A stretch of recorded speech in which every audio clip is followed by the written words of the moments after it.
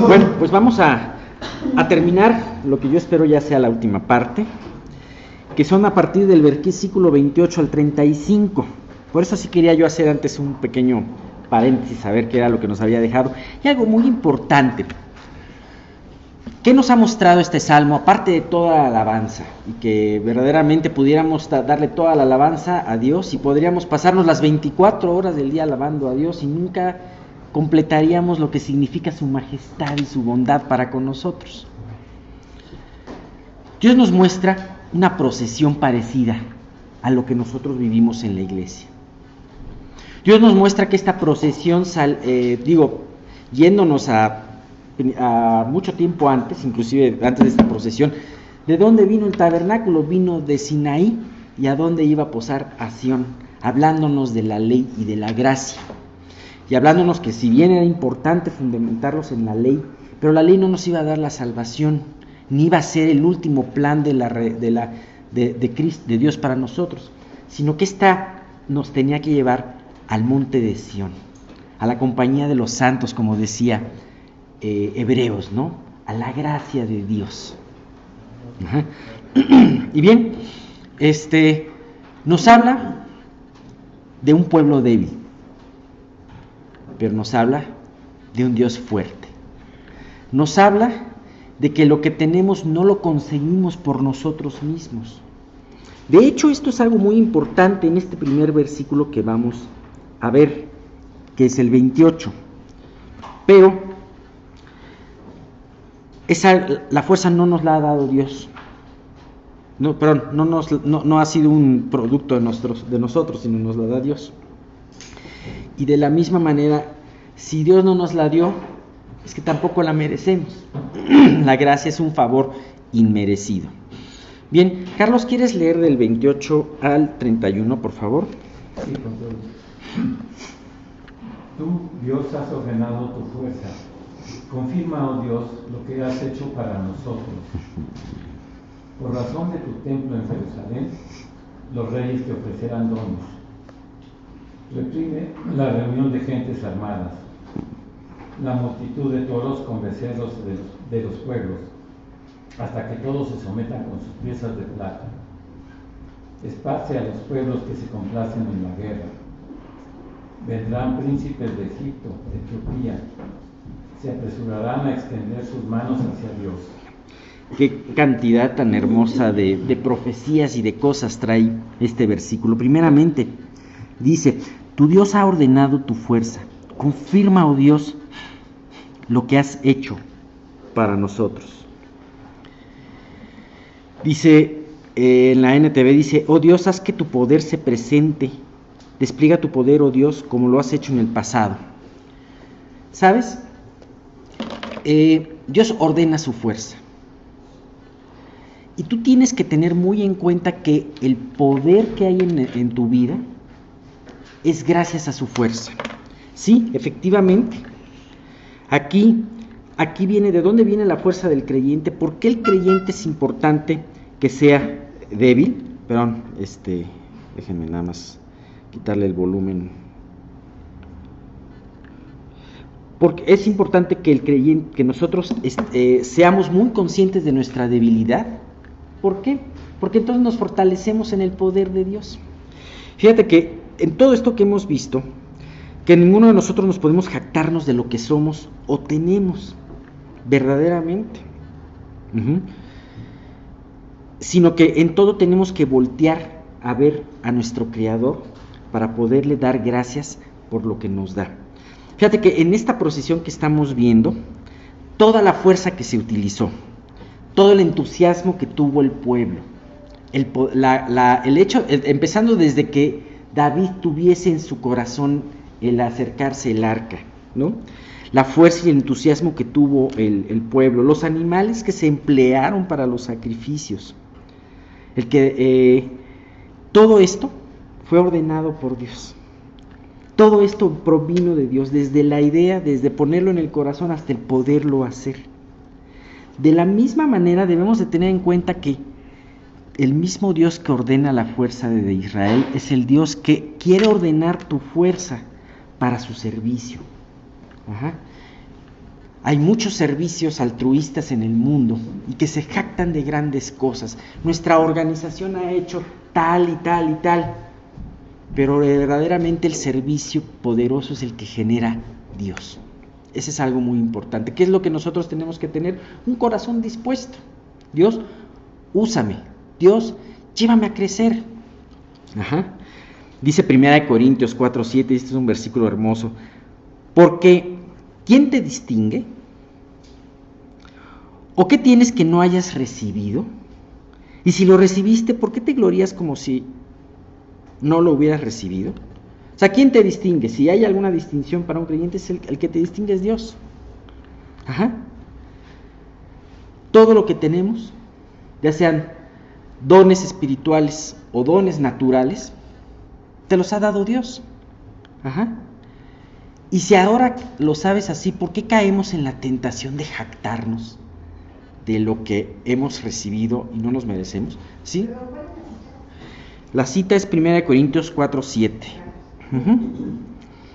Y hay otra que está en 2 Corintios 10:17, como que Pablo, que escribió esta carta a los corintios que se empezaron a enorgullecer, se enorgullecían de muchas cosas, de su cultura se enorgullecían. Los corintios cuando como iglesia se enorgullecieron, ¿no? Lo que pasa es que a mí me bautizó Apolos, y a mí, lo que pasa es que a mí me bautizó fulanito de tal, ¿no? Se enorgullecían de eso que no tenían que enorgullecerse. También se enorgullecían de sus dones, ¿no? Y es más, buscaban el don más espectacular para poder decir a los cuatro vientos: mira, yo soy el más espiritual de la congregación, ¿no? Sin embargo, en de 2 Corintios dice: más el que se gloría, gloríese en el Señor. Entonces Pablo tenía que repetir constantemente esto: no te gloríes, porque nada tienes que no hayas recibido. Es más, lo que tienes no te lo mereces. Y si te glorías, porque a veces te glorías en Dios, en una victoria, te glorías en una enseñanza que aprendiste, gloríate, sí, pero gloríate en el Señor, sabiendo que Él te lo ha dado. ¿Sí, Memo? Sí, y también esto dice que es muy importante, que no depende de ti. O sea, no. Si tú crees que puedes, no. Pero a fin de cuentas, más bien sí puedes, porque tienes que depender de Él, en lo que sea. Exactamente.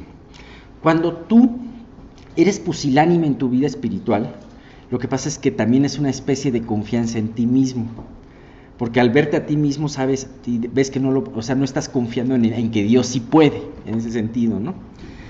Y bien, dice el versículo 28: confirma, oh Dios, lo que has hecho para nosotros.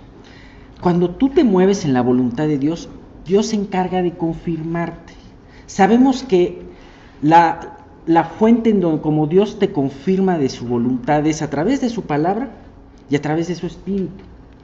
Muchas veces no hay un versículo específico para lo que tengas que confiar o la prueba que estás pasando. Sin embargo, cuando tú tomas una decisión para con Dios, de seguir su voluntad, Dios va abriendo puertas. Dios te puede también mostrar externamente, te está abriendo puertas o te está cerrando puertas. Pero a veces hay lugares en donde aparentemente no se mueve algo. Entonces Dios te confirma a través de su espíritu. ¿Qué es lo más importante en todo esto? Depende de Él. Sigue sus principios que ya conoces, estudia sus principios, profundiza en ellos para conocerlos mejor, pero también cuando tú obedeces esos principios, Él va confirmando su obra en ti. ¿Sabías que las enseñanzas, lo que Dios hace, se queda en tu vida? Porque Él lo hace. El trabajo de Dios prosigue en tu vida, ¿no?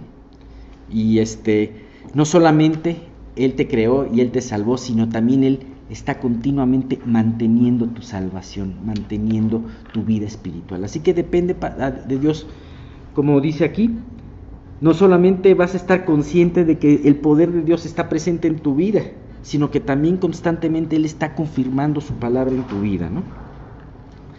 Bien, en el versículo 29, es muy curioso aquí, el versículo 29: por razón de tu templo en Jerusalén, los reyes te ofrecerán dones. Aquí todavía no se había construido el templo. El templo lo iba a construir Salomón. Bueno, aquí David está profetizando lo que iba a suceder en ese tiempo. En el tiempo de Salomón, gracias a lo que Dios había hecho a través de la vida de David, el reino de Israel alcanzó su cúspide. Y ellos bueno, se construyó el templo. Entonces, como dice aquí este versículo, por razón de tu templo en Jerusalén, los reyes te ofrecerán dones. Verdaderamente en este tiempo Israel era respetada por amigos y por enemigos. Es impresionante ver que aún hasta de lejos, como fue el caso de la reina de Saba, acudieron a ver todo lo que habían escuchado. En el caso de la reina de Saba, acudió a ver lo que había escuchado, que no lo creía, y aún cuando llegó se dio cuenta que ni la mitad de la realidad le habían dicho, ¿no? O sea, ella se admiró mucho todo lo que vio. Entonces, ¿qué es lo que pasa? ¿Qué enseñanza nos trae? Porque finalmente esa construcción del templo fue hace casi 3000 años, y fue en un lugar muy lejos, en una cultura muy distinta a la nuestra. Sin embargo, sigue siendo el mismo Dios.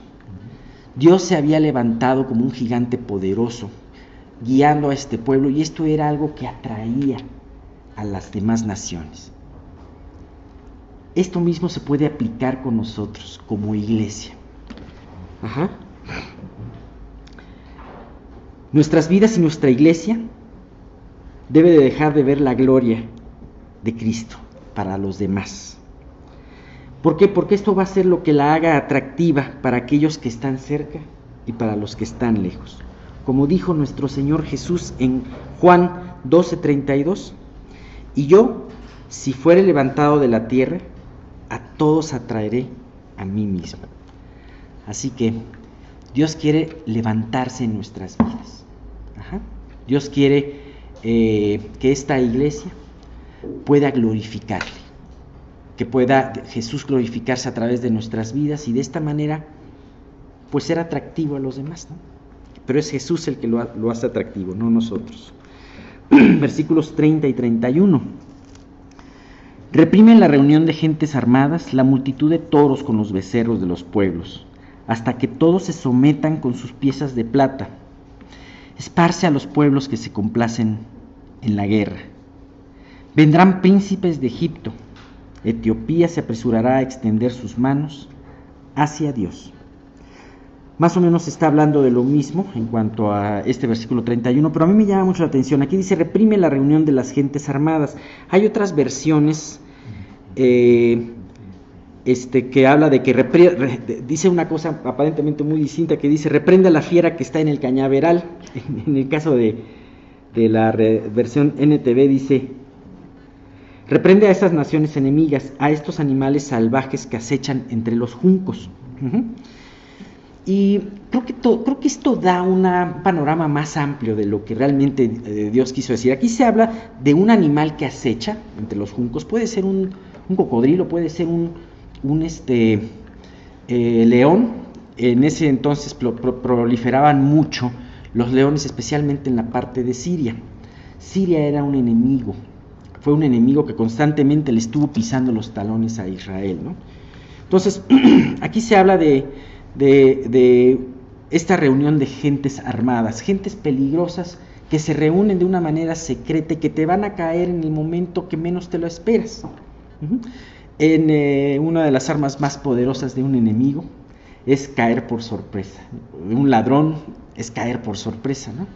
Si el ladrón te avisara cuándo iba a venir, pues no tendría éxito, ¿no? Pero cuando el ladrón ve que estás viviendo lo más confiado posible, que ve que varias veces dejas las llaves puestas en tu coche, o cualquier cosa, entonces él aprovecha esa situación. De la misma manera, como esta fiera que está en los juncos y está lista a que su víctima confiada se acerque y le brinque, ¿no? Entonces, aquí está hablando de estos enemigos que caen por sorpresa, pero también te está hablando de enemigos fuertes, como lo dice el versículo 30 también dice: la multitud de toros con los becerros de los pueblos. No solamente es un enemigo que te cae por sorpresa, que tiene maquinaciones ocultas contra ti, sino también es un enemigo mucho más poderoso que tú. Sin embargo, ¿cómo empezó este salmo? ¿Cuál fue el primer versículo que vimos? Esparce, oh Dios, a tus enemigos. Levántese, Dios, esparce a tus enemigos, ¿no? Dios quiere no solamente enseñarnos esta mañana que Él no solamente nos ordena nuestra fuerza, nos da el poder, se manifiesta su poder, sino también nos da la victoria dispersando a nuestros enemigos. Y definitivamente esto es algo que es sobrenatural, y la vida que Dios te da solamente la puedes vivir en el Espíritu, solamente la puedes vivir en su poder. Solamente puedes enfrentar las tentaciones, puedes enfrentar los ataques a través de Él, y Él se encargará de esparcir a tus enemigos. Es más, va a haber muchas cosas y muchos peligros que ni siquiera te des cuenta que están ahí, pero Dios se encarga de enfrentarlos, ¿no? Y no solamente se encarga de vencer a los enemigos, sino los pone como tributarios. Y dice: hasta que todos se sometan con sus piezas de plata. A diferencia del dinero de ahora, que en sí, el dinero en sí no tiene valor, sino que su valor es un valor representativo. Anteriormente el dinero en sí mismo sí era valioso, porque pues, una pieza de plata valía por su peso, no por lo que significaba. Entonces, también esas piezas de plata era con lo que normalmente se pagaba un tributo. Ajá. Entonces, ¿quién pagaba tributo? ¿El vencedor o el vencido? Pues el vencido. Entonces, una vez más, Dios nos habla que al lado de Él su victoria es contundente. Así que no tenemos por qué temer. Dios no es un Dios que se complace en la guerra. Ajá. Sabemos que el hombre por naturaleza se complace en la guerra. Las guerras, es más, Santiago, el apóstol Santiago reprende a aquellos, a todo aquello que hace que las codicias, el tratar de pensar que uno es mejor, todo esos son los principios de la guerra. Pero ¿qué es lo que hace Dios con estos enemigos violentos? Esparce a los pueblos que se complacen en la guerra. ¿Qué dice el versículo 31? Vendrán príncipes de Egipto, y Etiopía se apresurará a extender sus manos hacia Dios. Aquí nos está hablando de dos enemigos naturales de Israel, tanto de Egipto, sin embargo, nos habla de una profecía que también nos da cuenta el libro de Isaías. Los príncipes de Egipto y Etiopía extenderán sus manos hacia Dios. Los antiguos enemigos de Israel terminarán acudiendo al verdadero Dios y vendrán a ser amigos porque tendrán algo en común: la adoración a Dios. Así que esta adoración a Dios hace terminar con las diferencias y hacer que de los dos pueblos uno solo, ¿no? Como dice el libro de Efesios. Es interesante ver lo que Isaías profetiza acerca de esto. Dice Isaías 19:25: porque Jehová de los ejércitos los bendecirá diciendo: bendito el pueblo mío Egipto, y el asirio, obra de mis manos, e Israel, mi heredad. Y Isaías 45:14 dice: así dice Jehová, el trabajo de Egipto, las mercaderías de Etiopía y los sabeos, hombres de elevada estatura, se pasarán a ti y serán tuyos. Irán en pos de ti, pasarán con grillos, te harán reverencia y te suplicarán diciendo: ciertamente en ti está Dios y no hay otro fuera de Dios.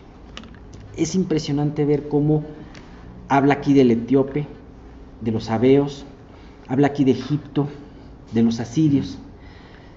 Quizás eso no lo vimos en la antigüedad, pero finalmente Dios llamará a su pueblo de ahí y Dios convertirá los corazones de todos ellos. Ese versículo que hace rato mencionaste como poderoso gigante, es Jeremías 20:11. ¿Sí? Mas Jehová está conmigo como poderoso gigante, por tanto, los que me persiguen tropezarán y no prevalecerán. Serán avergonzados en gran manera porque no prosperarán. Tendrán perpetua confusión que jamás será olvidada. Qué importante es verdaderamente. Nosotros podemos decir esto en una reunión de iglesia muy fácil porque estamos todos con un mismo sentir y estamos todos, el Espíritu Santo reina aquí. Sin embargo, cuando tú estás en medio de la prueba, en medio de la adversidad, es importante que todo esto que estamos viendo puedas tú abrazarlo realmente, hacerlo tuyo. Porque en la prueba es un tiempo muy fácil de ver a Dios como si no hubiese ningún resultado en adorarlo, ¿no? En el tiempo de necesidad podemos ver a Dios que se tarda. Podemos ver a Dios como un Dios a lo mejor indiferente.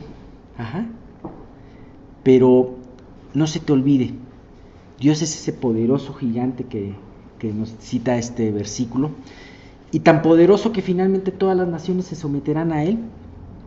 Ahorita vemos una situación tensa en el mundo, muchas diferencias, el mundo se levanta en contra del conocimiento de Dios, pero es impresionante ver que algún día las naciones le alabarán. ¿Cómo lo logrará? Híjole, yo creo que nos vamos a maravillar de ver los pasos que tomará Dios en hacer todo esto, ¿no? De la misma manera, tú y yo tenemos retos personales, retos familiares. Ahora, cuando son los miércoles últimos de mes, oramos por muchas cosas y cuando cada uno ora por cosas en específico, oramos mucho por nuestros familiares. Y a veces podemos pensar, híjole, es que para que tal persona se convierta está inalcanzable por mí, ¿no? Yo tengo familiares que realmente no sé qué vaya a pasar porque están lejos de mí en un sentido, la relación, y están lejos geográficamente. Sin embargo, no dejemos de orar, porque a su tiempo Dios traerá la fuerza, ¿no? Imagínate, para Isaías pensar en los asirios. Los asirios serán pueblo de Dios. Imagínate Isaías diciendo, ¿pueblo de Dios los asirios? En ese tiempo los asirios acababan de exterminar a Israel y eran unos hombres, unos de lo más crueles, eran terribles. Bueno, pues sí, los asirios eran pueblo de Dios, ¿no?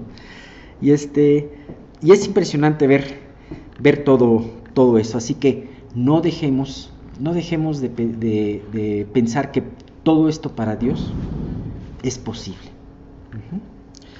Y bien, nos falta el último pedazo del Salmo.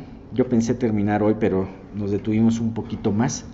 Pero, ¿qué nos trajo de aplicación o de enseñanza este Salmo? Número 1, Dios es el que nos da la fuerza. Nos da la fuerza para hacer todo lo que tenemos que hacer.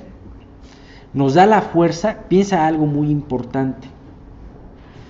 Nos da la fuerza, ordena nuestra fuerza, pero para su servicio. Muchas veces nosotros podemos estar muy contentos por lo que Dios nos ha dado, pero dejarlo en el baúl o utilizarlo con fines personales. Si Dios te ha dado bendiciones, piensa que tienen un objetivo. ¿Cómo vas a alabarlo con esas bendiciones que Dios te da? ¿Cómo las vas a usar en tu servicio? Segundo, no solamente Dios te ha ordenado tu fuerza, sino también te ha dado una contundente victoria sobre tus enemigos. ¿Lo crees? ¿Cuáles son tus enemigos? ¿Los asirios? No, ¿verdad? ¿Los etíopes? Dudo que conozcas un etíope. O a lo mejor sí alguien conoce aquí un etíope, ¿no? O sea, sí son los terroristas de la actualidad. Sí, pero ni siquiera ellos los tocan aquí en México. La inseguridad que estamos viviendo, no sabes si te van a asaltar o matar. Sí, podemos estar viviendo en una zozobra en la ciudad y vivir así con mucho miedo. Pero muchas veces los peores enemigos se encuentran dentro de nosotros mismos. Y como incrédulo, tú puedes tener muchas cosas que te impidan creer. Y si ya te convertiste, puedes tener muchas cosas que te impiden crecer. Crecer libremente, correr la carrera. Libremente. Entonces, pues yo creo que es importante que Dios te lleve a pensar a creer realmente este versículo y decir, Dios, ¿cómo lo puedo aplicar en mi vida? Y por último, así como Dios se compromete a hacer pueblo suyo al asirio, al etíope, a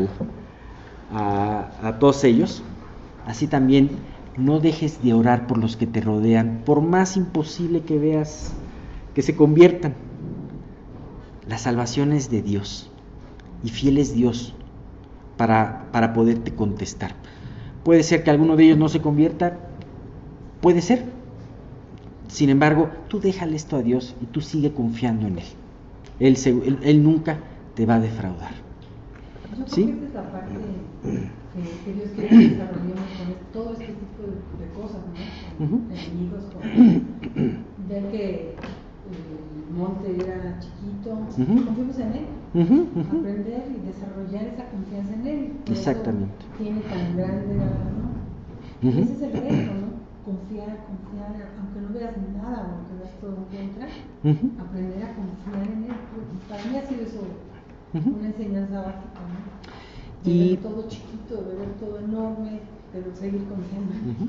Y Dios utiliza precisamente el que nos veamos a nosotros con propia debilidad, no para que nos quedemos así y entonces, bueno, no, Dios, como yo no puedo, entonces ya no se puede, ¿no? No, simple y sencillamente, Dios, yo no puedo, pero si tú quieres, pero tú puedes, ¿no? Y entonces, Y por eso, perdón, ahora es que establece su reino en nuestros corazones. Exactamente. Ya no es el templo a donde íbamos, sino ahora, por eso habita en nosotros, para el testimonio hacia otros. Y ese compromiso de confiar y seguir confiando para... Así como ese templo en la época de Salomón fue muy glorioso, porque ya después ese templo empezó a perder gloria poco a poco. Pero en el tiempo, con todo lo que dejó trabajado David, Dios a través de David, y esos inicios de Salomón, el templo fue en gran gloria y atrajo, como digo, a lejanos y a cercanos y a lejanos, ¿no? Entonces, pues ya no existe ese templo, pero el templo es en la iglesia, columna y baluarte de la verdad. Así que es importante pedirle que Dios glorifique este templo, ¿no? Que Dios se muestre en él. Exactamente. Y que esto haga atractivos y vengan cercanos y lejanos, ¿no? Bueno, pues aquí nos quedamos.